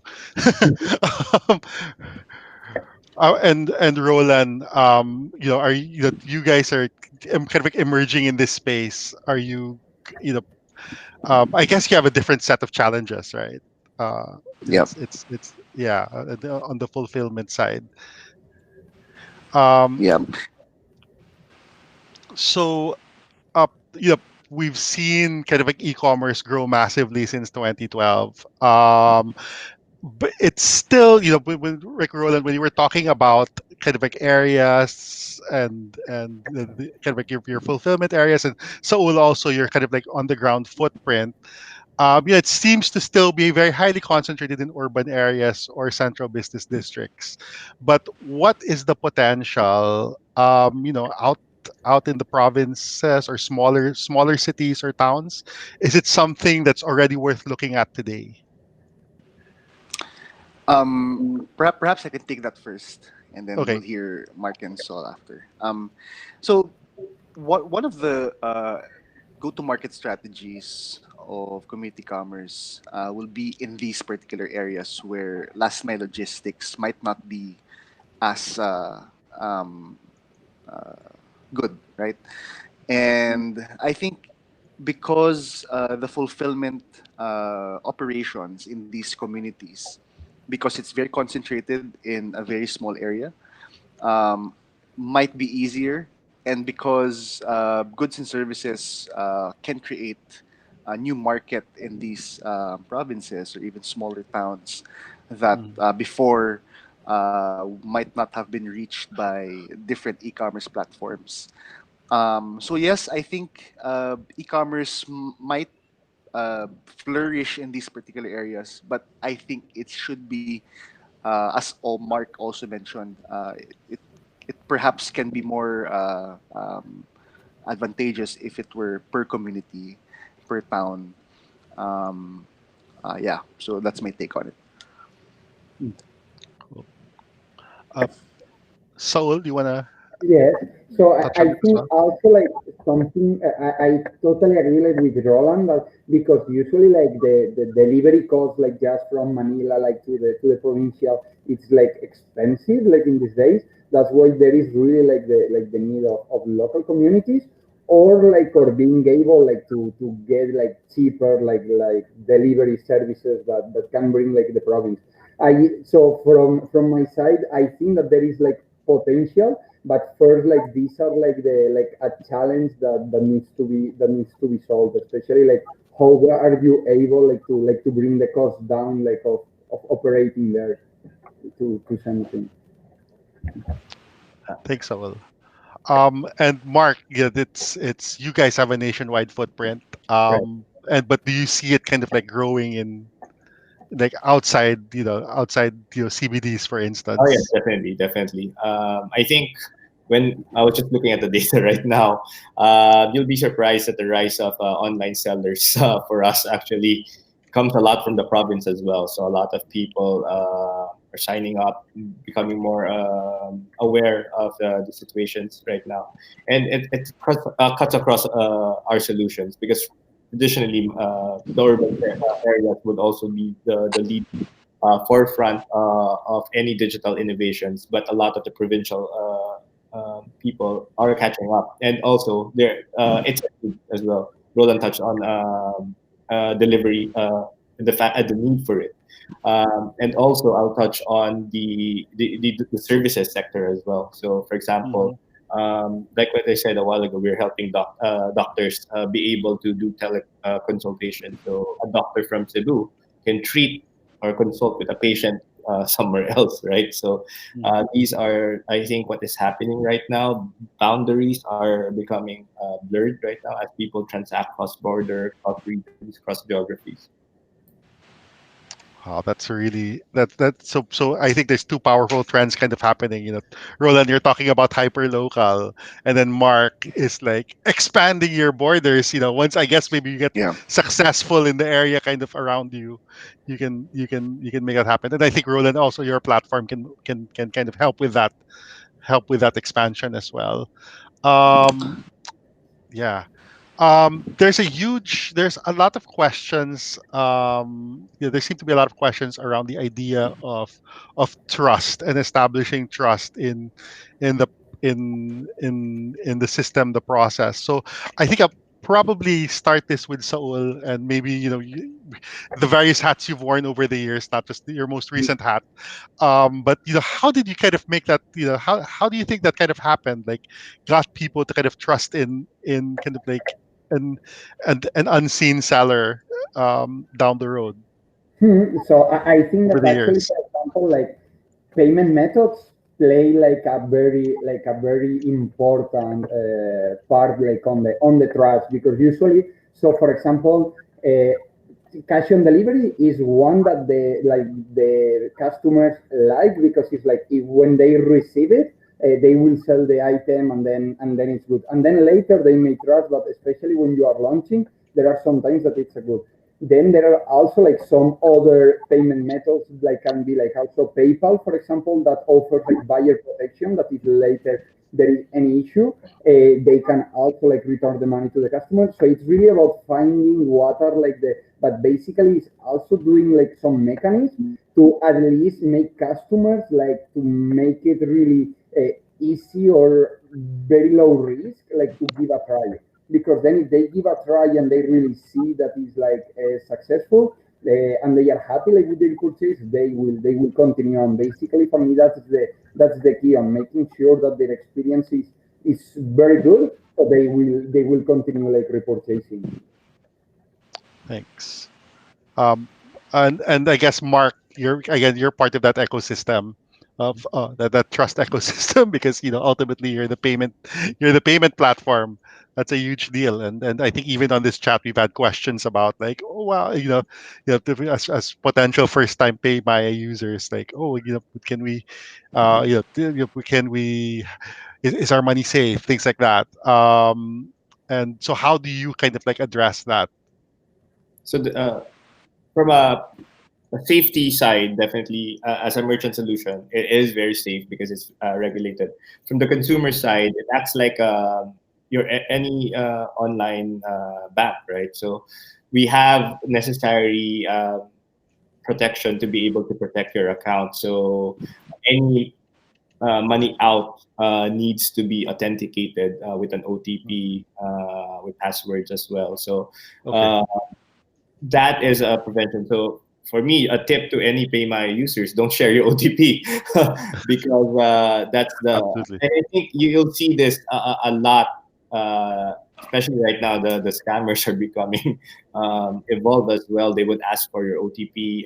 Don't post if somebody who would pose as a e-wallet consultant, don't give your details to them because nobody, whether it's us or any of our competitors, would do that. So don't give your OTP. And from our end, it's really how do we make sure that we continue to put the necessary infrastructure into place so that we continue to have that trust, right? So any money out from us needs to be authenticated with an OTP for us. Mhm. And Roland, I think you're kind of like in a unique place here in the sense that it's the people you're buying from, people or people around you. How does that uh, yeah. So what kind of like are your views on like building that trust in the community? Yeah. So I think this might be a question on quality control in terms of the products and services, because I think because of our customers, no, they're very again high trust dynamic. It actually elevates the quality of goods in that particular community. Like perhaps, for example, there's this customer who's a baker, right? And then there's another friend who's also a baker, and they're competing for the same market. Um, so there were like better packaging systems, better cooking, faster delivery for them. No? So it becomes Mm-hmm. sort of like a friendly competition between the neighbors, right? If it's like Mm-hmm. those big subdivisions in QC like LGV, the Vista, Ayala Hills, no, um, it now because everyone knows each other there. Um, all of the packaging and all of the food are very good. So as a natural checks and balance mechanism for QA system in that particular community, um, I'm very happy with the results. Okay? Um, but also, I think to put it bluntly, if there's a product mishap in that particular seller, or even if the buyer didn't pay on time, you will lose your market easily, almost instantaneously for that matter. So quality control happens from a community level, apart from the tech that we have feedback systems, and of course we try to resolve that. But then transcending that technology process is, of course, how can you really retain the trust of your neighbors in your community, especially when you do inter-community selling already. Cool. Thank you so much. There was a question here for Saul about kind of like consignment models and the logistics around consignment models. Like, so how does that work? Like, do you get the products for, do you receive the products in kind of like one centralized warehouse, or do we have to like send it like to all Yeah, everywhere so, where you guys have a footprint? Um, yeah. Is so there we use, minimum yeah. inventory? So actually, we have like a central warehouse. So from this warehouse, we already serve.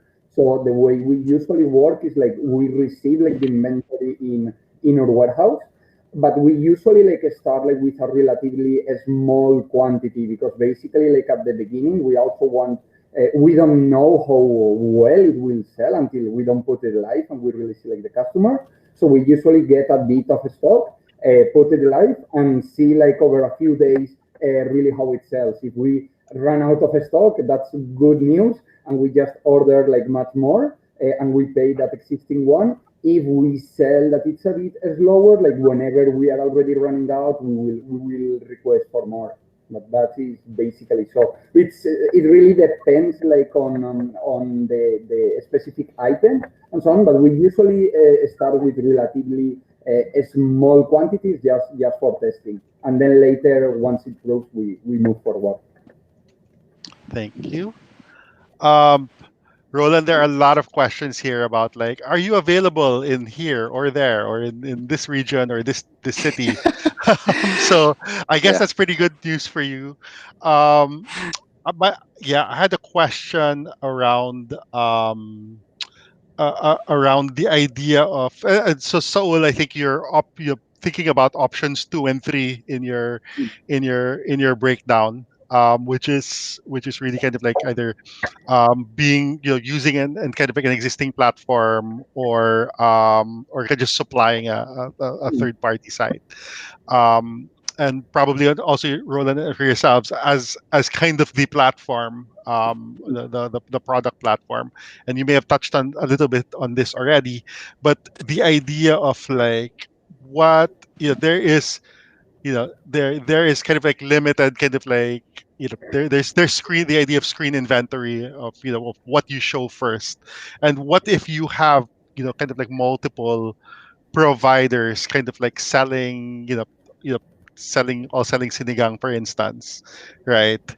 which one do you put in front of the customer? Like, how do you kind of like, like like Facebook, right? How do you design that algorithm to put it in front of to put the right thing in front of the person? And so from your end, the question is probably more around like, if you're living on other platforms, some of your products, how do you kind of like, move up the rankings, for instance, or make sure that it's your product that's put in front of the platform. So maybe Roland, we'll start with you. Yep. Well, again, as what Adam Smith said, no, free market and competition systems will rule the game. So in neighborly, we don't really decide which um, type of sinigang should be sold in the platform. And I think again, natural competition forces will apply. You need to do your research. You need to, I guess, create your captive market in your community as well. In big communities, like perhaps for some of you who know this, like BGC or New Manila, there are sub communities. There's sub pockets. And what we've seen is that even if there are multiple sellers selling sinigang, no, people buy both from those sellers, and they have sort of equal number of buyers. Mhm.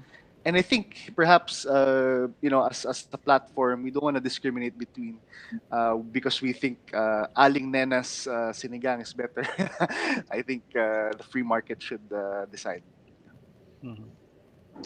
And so from your Yeah. end, So, how are we, how do you compete like in that yeah. space? So Because you're selling the sinigang, right? In this example. yeah, so that basically is as Roland was saying, basically like for the algorithm of the platform, like to operate, there are like two things that matter. One is like the prices and how are you comparing like versus the competitor, and the other is like the reviews, like depend because also like after the purchase, like the customers will be able like to review like about you and give you like a rating. Like if you have like a 4.9 the stars, you will be like above like another shop that may have like 4.7. So basically it's all about making sure that you are competitive, and then on the other hand making sure that you offer like a very good service. So in the long term, that is like the market is like what determines who will be like on top. Thanks, Saul. And Mark, you're in a really good space because no matter which sinigang is purchased, Yeah. you get a small transaction fee every time it happens. Um, so, um, so there's an interesting question from Lynn, and this is about neighborly, and it's about physical presence. Does it mean that the business should be present within the community or physically present within the area? So, for example, or if it's part of like another business's service radius, can you be part of neighborly? Yes. I think Mark mentioned this earlier. A lot of businesses who partner with us select a community champion, sort of like the exclusive retailer in that community, Mhm. and that's their go-to market in that specific community. And so to answer the question directly, no, you don't need to be physically present in that community alone. So you can diffuse to other communities. You can do inter-community selling. But of course, your first market would be the communities in your vicinity. Like perhaps if you're a coffee shop in Alabang, no, there's a lot of villages in Alabang. That might be your first captive market, and we have a system in China assign a community champion or reseller in that particular area, and that will be your distribution model in that particular community. Mhm. Thanks. Um, so, um, uh, this is an interesting question. So it's around all kind of like these behavior changes that have happened like over the last 3 or 4 months that have accelerated e-commerce. So I think the fact that we can't get together, the fact that physical retail spaces are challenged, the fact that people don't want to be handling cash, right, Mark? And you know, so all of these changes, driven by the pandemic, have created this new normal. I hate saying that word, new normal. But do you think you see these things go? If for example lockdowns ease and physical retail suddenly becomes possible again, do you see things like going back to kind of like the old ways or the old kind of like retail behaviors? Once lockdowns ease. Mark, maybe we'll start with you. Kind of like at the macro level, since you're literally seeing the data in front of you. Correct, correct. For me, the effects of this pandemic will definitely will be felt for some time, even after lockdown is easing. Case in point, during the height of the lockdown, we're still growing after easing it, as people are getting used to this habit of transacting virtually, and I think that habit will continue to go on. Why is that? Reality is it is much more difficult to transact. Obviously, there would be a certain blend in terms of services that would start to normalize. So, for example, in food, dine-in would hopefully reopen again, because at the end of the day, dine-in e-commerce won't be able to completely replace dine-in option, and this is evident in the business that my relatives have. But for certain other services, that might be a different story. Goods and services, for example, like Saul pointed out, in the past nobody was buying an e-com. For for me, at least my family, it's been a year.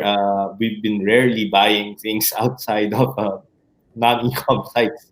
So I think more and more families are becoming like that. Thanks. Saul, from your end, how do you Yeah, see it? yeah. So actually, I don't think that the things will go like like back as we were, because I think like this pandemic has really also helped like accelerating like the digital a lot of times, because people just didn't have like other choice. Sometimes like if you saw like going like to the groceries, you will need to do like 1 hour online. You will try like buying groceries online for the first time. So I think that there has been a lot of people that during this month have really tried online for the first time, and this will really impact, because these people that has tried and have like a good experience, they will continue already buying in online. Of course, like once things open, they will also go back like buying offline, but they will already have done like a first entrance. So I think that it won't go like all the space that digital and e-commerce has gained. It will already be there, and that will really help like increasing like the baseline of the total customer base that we have. So I think in your case, retention will be a challenge. So for Roland, you're creating a whole new set of new behaviors in Neighborly. You Yeah. think it's going to spring back? This is a real concern. I actually have a friend who's Yeah. who is kind of like that community tindera, in her area, and um, and and is it so? And the thing that's in the back of my mind is, should I like jump into this head first and run with it? What if like Yeah. it all springs back and I'm gonna be start To like, normal. oh wow, my sales is gonna be a quarter of what it was like during the pandemic. Yeah. So we can't know for sure what the, let's call it, the next normal is going to hold. But as an entrepreneur, you kind of rely on gut and market data. No, so the market data suggests that because people are discovering alternative access to goods and services that are perhaps equally as viable as pre-COVID, as the pre-COVID era, right?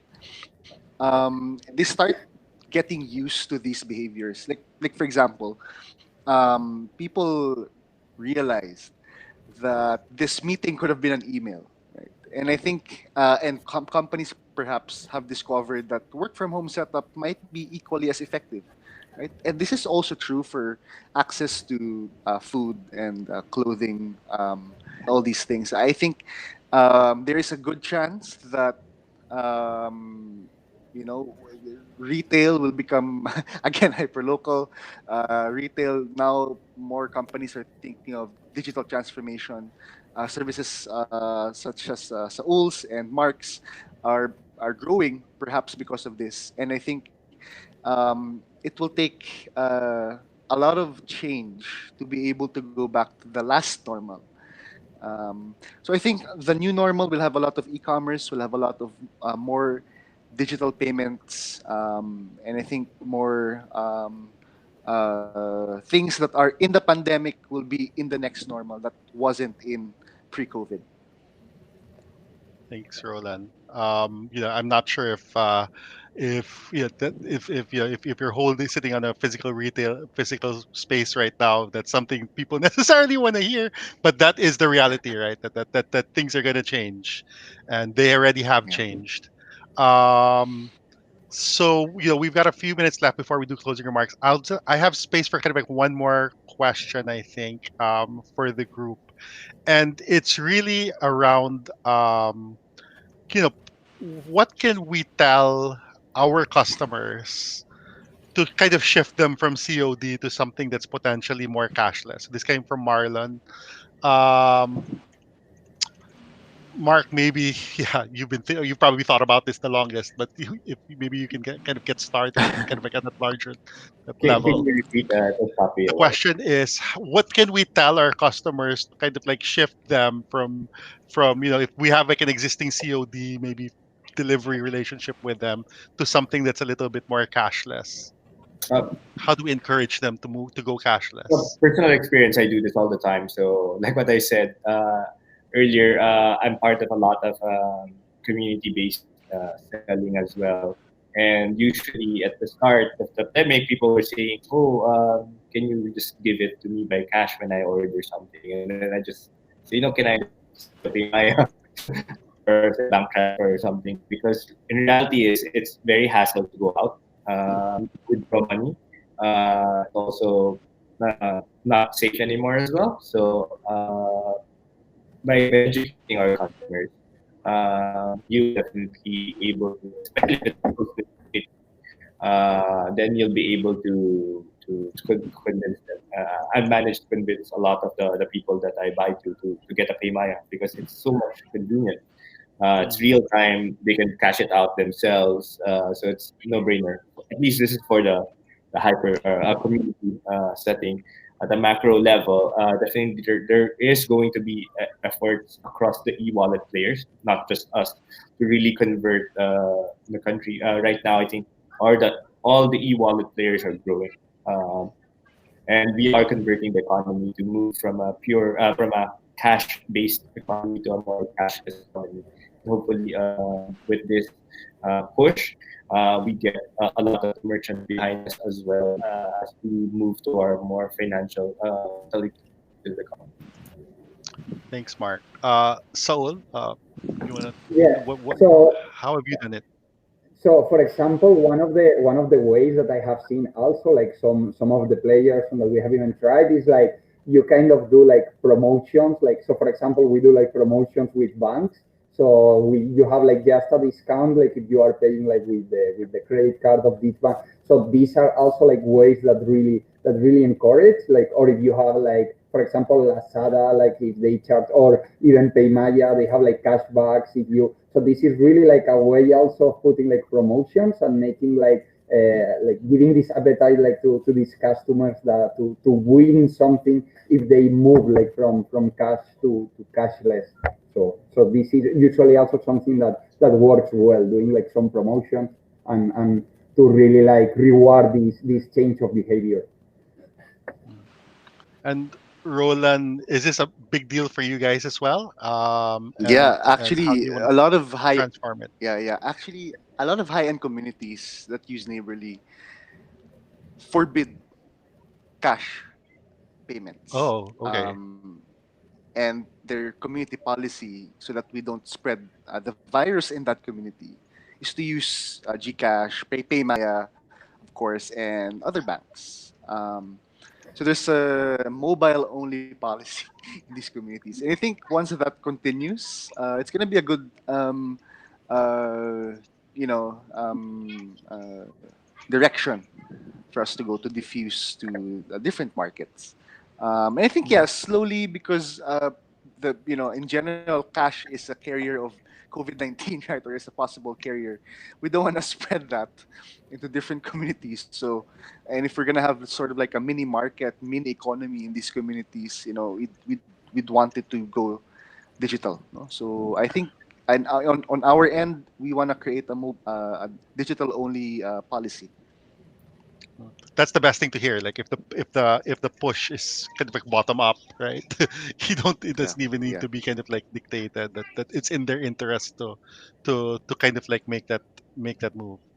Uh, yes. okay, so with that, I think we're closing up the question space. I wanted to just get like a final, like minute perhaps from each of the from you guys today, about and maybe specifically address it to kind of like the F&B space and either the challenges that they're facing or kind of like the opportunities that are present in the e-commerce space and how they can kind of jump on it. Thank you so much, and we'll do this in order. So, Saul, maybe we can start with you. Well, so just also thank you like for attending and for giving us like the chance of spending like this time sharing like our point of view. I just want like really like to encourage like to whoever is not having like their best moment. There are like plenty of companies that we are facing like difficulties, but it's also really like a moment of kind of doing like a reset, looking like for new ways that we maybe haven't thought before because we were too busy on the day to day, and really try to find like new ways of doing business with the situation that we have, because basically we don't have control on changing the things, but we really have control on the different things that we try and how we react to it. So I just encourage everyone like to have a positivity and optimism and try like new things. Thanks, Roland. Yeah, I think just want to put words of encouragement. I know a lot of our viewers are entrepreneurs that might have been heavily hit by the pandemic, and I feel like there's hope at the end of the tunnel. We are in this together.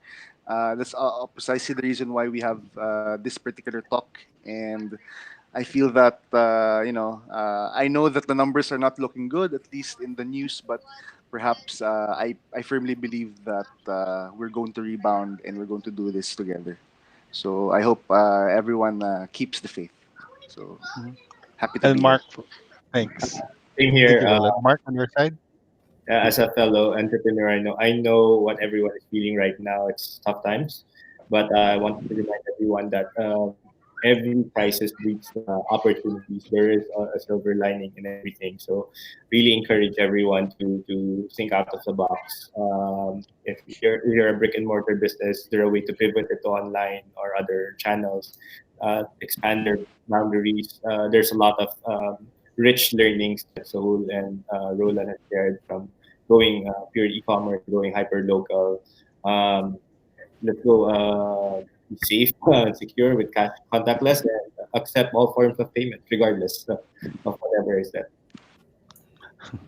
Thanks, Saul, Roland, Mark. Thank you so much for giving your time this afternoon. For everyone and to all the attendees like on Click Meeting as well as on Facebook Live. I hope you found this session enriching and informative, and I think and maybe can give you a little bit of a roadmap or a glimpse into what you guys can do moving forward.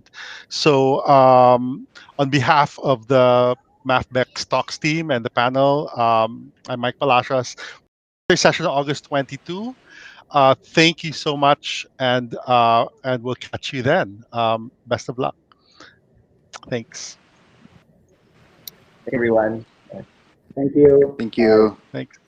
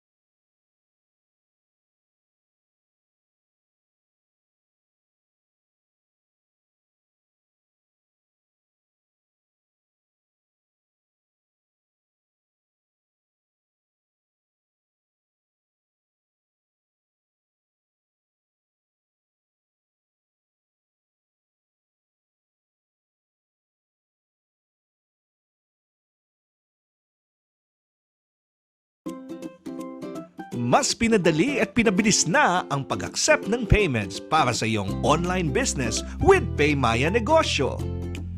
Sa PayMaya Negosyo app, pwede kang tumanggap ng safe and contactless payments mula sa iyong customers anytime, anywhere. Via QR code, send money transfers, or bank transfers. Mobile number mo lang, pwede ka na nilang bayaran. Madali lang ang pag-sign up. I-download lang sa Google Play Store and register for free. Be a PayMaya Negosyo merchant in just 2 days with no monthly fees. Learn more about PayMaya Negosyo. I-visit ang www.paymaya.com/negosyo-merchant today.